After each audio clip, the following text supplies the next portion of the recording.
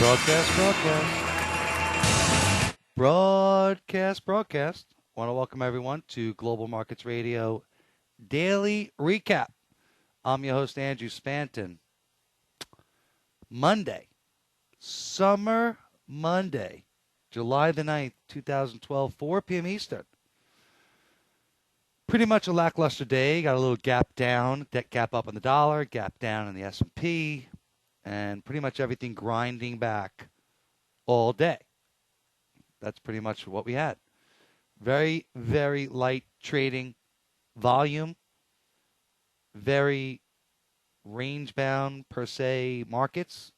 Typical of summer trading as well as National Bra Day. National No Bra Day. I'll go just as that. That's all I'm going to say. Hey, mostly guys even watch my show anyway, so, you know.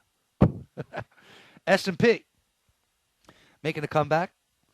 Trading down a little bit on the day, but certainly you could say Hamatat. Shooting star outside candle, bearish engulfing, continuation, and reversal. Right at the 20 exponential moving average. Really, the calendar was fairly light. We did have China. I thought that was very weak. The CPI data, deflation, I believe it's the worst number in 19 months. I think so. I think it's even worse than that. China's CPI only heading up 2.2% year on year. Producer prices a little bit worse, also down 2.1% year on year. That's not very good. How about that Swiss unemployment rate? 2.9%. That's where we want to be, Sophie. You're in the right spot. But once again, of course, Euro Swiss. The peg. Doubles. The VIX up a little bit. Oil, gold, all reversing. Little gains. 10-year note, 152. Soybeans making new all-time highs as drought continues in the Midwest of the United States. And we do have rain possibly coming there. So maybe that'll stall things a little bit in the grain markets, per se.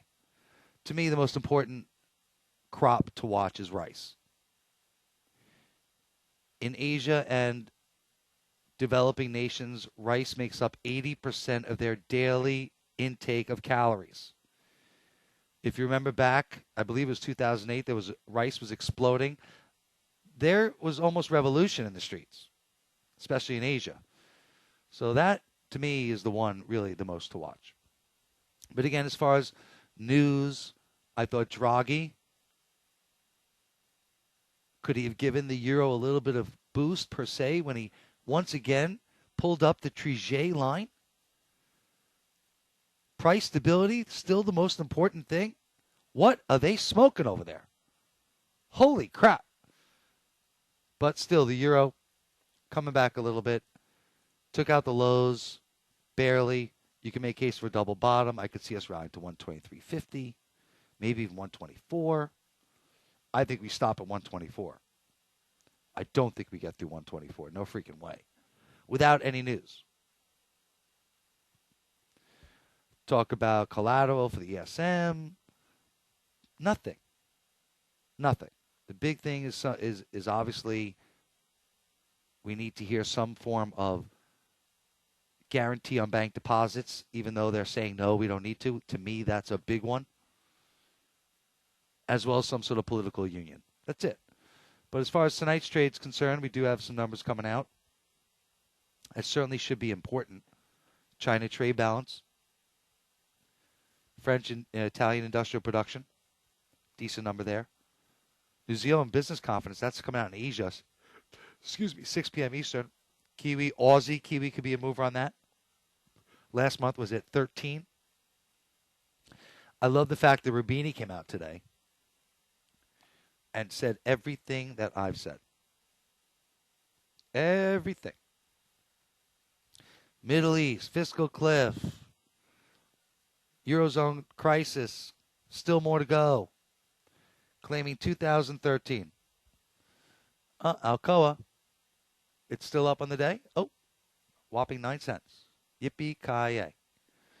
Hey, it's up, though, so that's a good thing.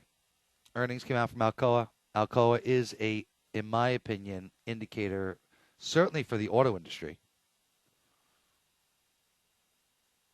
I think it is funny, they talk about how the auto industry, you know, benefited from the bailout. So wait, so if GM would have gone into bankruptcy, Americans then wouldn't have bought more cars. The world wouldn't have bought more cars. We would have stopped. GM would have stopped selling in China. It's such a joke. I mean, give me a break. We still would have sold the same amount of cars, maybe even more. Maybe Ford would have gained market share.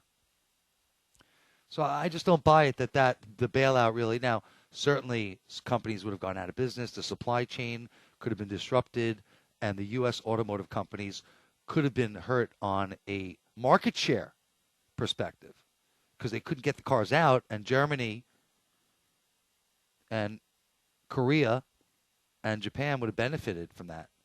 So maybe it helped a little, but certainly a bankruptcy with some sort of guarantees or keeping the supply chain in check could have been done. I don't know. Anyway, $1. We take a look at the chart. Certainly it looked like a bottom for now. Summer trading, unless something happens big time, I could see us just grinding up a little bit, 75 pips up to 24, maybe even 23.60, and that should be it. Again, as far as other numbers coming out, I don't see any of major importance. Certainly London has some decent numbers, but the Eurozone, Euro sterling will be affected by that. Economic finance minister meeting starting tomorrow. That should be interesting. Maybe any headlines. Do you really think they're going to get something done? I say really this week it's all about China. You got to check with China, and we started checking with China last night, and it wasn't good. And GDP, industrial production, end of the week is going to be huge. Huge. And again, you look at deflation, and I just can't believe, what is the ECB going to do when we get deflation? They're worried about price stability. What about price stability to the downside? I still think gold has to come in. I think it breaks 550. That chart doesn't look very good. Crude oil, while it was up, still looks like a short to me. Again, the Middle East is the key. Iran, Syria doing military exercises together. Assad actually had his first Western media sort of interview. He ain't going anywhere. He's going down with the ship. Absolutely. So crude, you can even make a case. Maybe it's trying to find a bottom. I think crude breaking through 81 would be a big bye-bye. Big no-no. Demand destruction. And again, that's China. And if China GDP comes in at 7%, 6.9 to 7% is my estimate. Say bye-bye. Say bye-bye to the future. Say bye-bye to everything. Dollar index, while it did look so gorgeous, we said, right? The weekly chart we said looks so good. Well, the daily certainly may have hit a wall.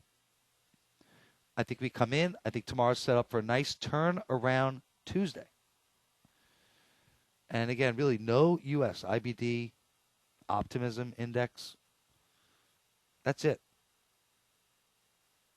Canadian housing starts. I do think London numbers, manufacturing production, industrial production, could be interesting. Again, remember last month was negative 0.7. That was a terrible number. And they're looking for an increase of only 0.1%. So you could have even a better number there. Sterling, nice little inside candle. Became a little bit oversold now and held. Yes, I still think we're going down to 153. But you know what? We might be going up first. And hey, listen, we look at some of these charts. All of our trades over the weekend worked nicely. We were long dollars. Again, you got to follow me on Twitter. Voice of Forex. You got to follow me on Facebook. Voice of Forex fan page. You can be friends with me also. I do different stuff on that. Andrew.Spanton. Hey, request me. And no offense, though, if you're from Nigeria or Malaysia, I don't want to be your friend. I'm sorry. I'm sorry. I just have never gotten any business from you guys. Maybe I'm too expensive. I don't know. G7, baby. Maybe even G20. But I'm sorry. You know, Cambodia, Ethiopia, big drought in Somalia, by the way. They're flooding, getting out of there. No food. Things don't look good. But everyone's going to tell you, oh, it's okay. Well, again, the euro sterling, once again, in my opinion, still looks weak. The pound could be a nice long. As we saw even, some of my other pound trades actually worked out decent. Pound Kiwi got a little up there. Look at this, 100, almost 200 pips now from the lows. Trying to break out. We need this sucker to break through 95.20. Where was my channel line there? I mean, listen, you talk about a fib on this trade. Remember, Fibonacci says where it's going to bounce based upon percentages. This thing goes to 99.50. That's 500 pips from here. And we got New Zealand business confidence coming out. Now, again, I'm a little nervous. We could head back down. Absolutely. This New Zealand dollar, hammer time. You get the S&Ps up. You get bullish engulfing on this New Zealand. Hey, listen, it came in nicely. You should have made yourself 50, 60 pips in this trade. But we get over this 79, 80, taking out today's highs at 90. We can make a run for 80, 50. Why not? It's only 90 pips. And pound Kiwi right back down. And maybe you get a weaker number out of London. You got a doji here in euro sterling. And maybe the pound is the relative strength loser. And the euro, for a change, becomes the relative strength winner. Because when you take a look at some of these other charts on the euro, Euro Aussie, for example, trying to find a bottom. Is that true? Let me tell you something. You buy this with a nice tight stop at 120, you could easily get 122. Risk reward, love it. If you're a bottom fisher, and I know some of you are, some of you may have been riding this sucker down, hang in there. I think this thing could pop more. Especially if Aussie Kiwi comes in on a good New Zealand number, Euro Aussie is the place to be. Aussie dollar, yeah, it did hammer. But remember, just because you have hammer does not mean you buy. You need to get bullish engulfing. That means taking out today's highs. Boom. Now, I do think we probably go higher, but then you fade that for a turnaround Tuesday, and we get my propeller pattern. And if you don't know what my propeller pattern is, right here. Here it is. You got your shooting star and your hammer. So now you got your hammer and your shooting star. So maybe we burst up to here to 103-ish, and then we close at 102. Propeller pattern. Oh, baby. So, again, while these charts do look constructive, and I'm certainly not as pounding the table low on the dollar, and even the S&P looks like it may have a reprieve for tomorrow. If we're up nicely on no real news, Alcoa, I don't think so. So we look at this dollar yen, and it saved itself, held the channel line. That's a fib line, but, it held. I don't know. Sorry. I don't always know what the answer is. But I'll be the first one to tell you. I pretty much have an opinion on everything. Dollar Canada, nice little reversal. Looking so good.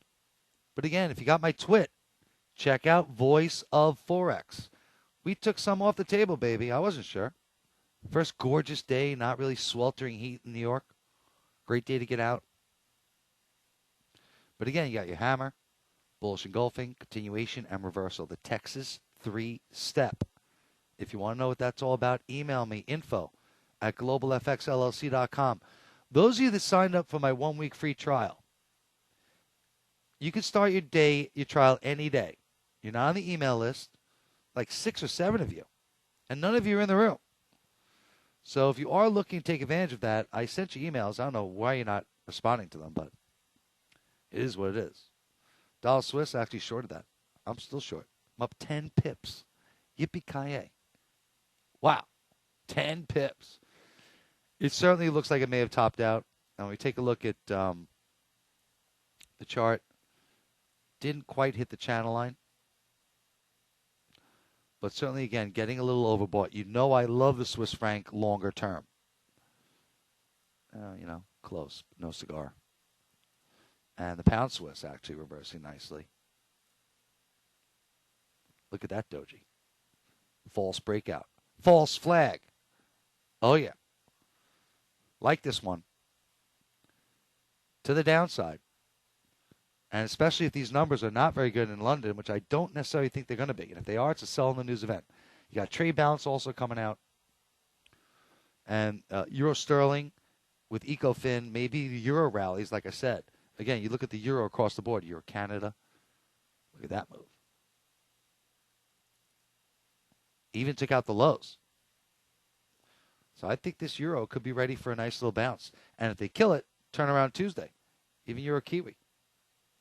Showing some signs of life. I think they're worth the play to the long side with tight stops.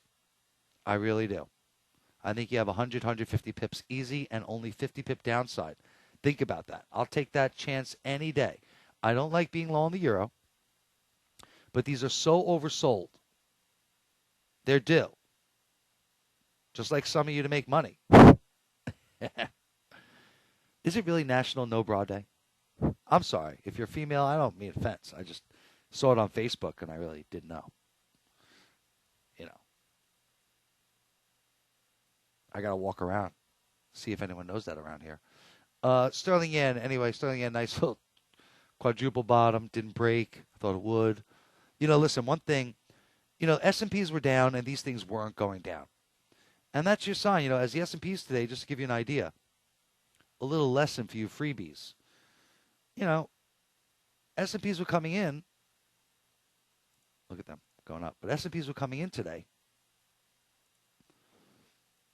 This move here, and everything wasn't going. Aussie, Kiwi, Loonie, they weren't making new highs, lows, and highs, respectively. That just told me, you know what? It's probably going to be a summer day trading, and we're not going down. So, you know, sometimes you really have to watch all the markets, and I think you should always watch all the markets, but some days, you know, they can tell you things that are of grave importance. And, you know, today, I think was one of those days where, hey, you know what? S&Ps are going down, and you take a look at, you know, the intraday of, let's say, the Aussie dollar. I mean, look at 10 o'clock here. So I'm saying to myself, S&Ps are tanking. Aussie should be down here. And we're holding. I should lighten up. And it paid off. So again, it's always important to watch the world around you. I can't tell you how important that is. You got to be watching oil. You got to be watching gold. You got to be watching the S&P futures. Even the VIX index. The dollar index. Very important. The crosses. Euro sterling. Aussie Kiwi. Forget about Euro Swiss. It's a fixed rig game, right? Obviously, you have to keep one eye on it. Because you never know. The day will come. But again, all these things look decent. Hammers all over the place. But you want bullish engulfing. You want to see the S&P strong. And if the S&Ps can break out a little bit more from here, I would say 55, 1355 is a big spot. That would take out today's high. Then we could really have some nice bullish engulfing on the other side. And also the numbers could help. You never know. China trade balance might be better. Look at 22.6 billion.